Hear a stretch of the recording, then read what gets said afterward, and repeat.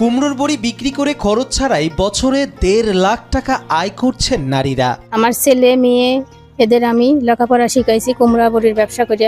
রাস্তার দুই পাশে ছোট ছোট টিনের চালায় রোদে শুকানো হচ্ছে হলুদ সর্ষে রঙের কুমড়ো বড়ি।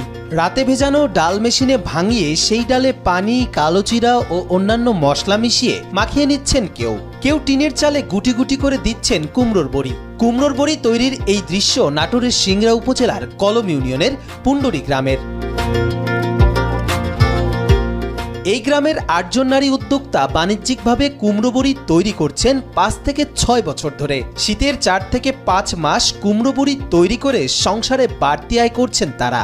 সব খরচ বাদে মৌসুমে 1 লাখ থেকে 1.5 লাখ টাকা আয় হয় তাদের। এতে অনেকের সংসারে ফিরেছে সচ্ছলতা, বদলে গেছে একসময় অভাব অনটনে জর্জরিত সংসারের চিত্র। কার্তিক মাস থেকে ফাল্গুন মাস পর্যন্ত